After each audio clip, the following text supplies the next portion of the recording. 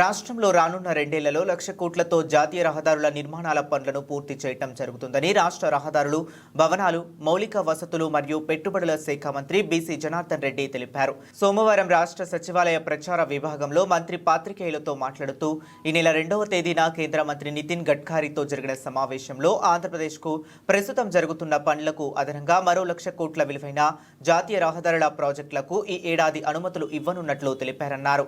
ఇప్పటికే రాష్ట్రంలో 70,000 కోట్ల పనులు జరుగుతున్నాయని, వాటి సంబంధించిన భూసేకరణ, అటవీ క్లియరెన్సుల్లో 80% మేర టాస్క్ ఫోర్స్ కమిటీ ఇప్పటికే మంజూరు చేయటం జరిగిందన్నారు. గత ప్రభుత్వ నిర్లక్ష్యంతో నిలిచిన 87 ఎన్డీబీ రహదారుల పనులను రూపాయలు 1,680 కోట్లతో మళ్లీ ప్రారంభించడం జరిగిందన్నారు. వీటిలో ఇప్పటి వరకు 637.76 కోట్ల విలువైన పనులను పూర్తి చేయడం జరిగిందని మంత్రి తెలిపారు. వచ్చే ఏడాది డిసెంబర్కు అన్ని ఎన్డీబీ ప్రాజెక్టులు పూర్తి చేయడం లక్ష్యంగా పెట్టుకోవటం జరిగిందని, ఆ దిశగా ముందుకు వెళ్తున్నామన్నారు. మీడియా మిత్రులందరికీ నా హృదయపూర్వక నమస్కారాలు.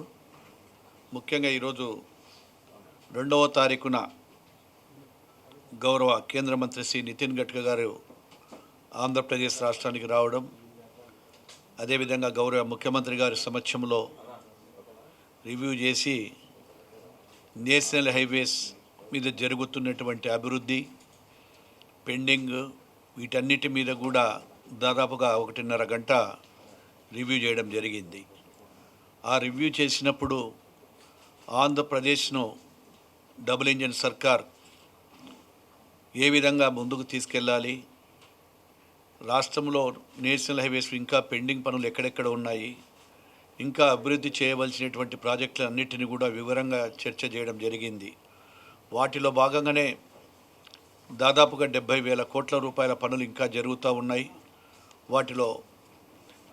వాటి మీద ఉన్నటువంటి అభివృద్ధి కార్యక్రమాలన్నీ కూడా వారికి వివరంగా తెలియజేశాము.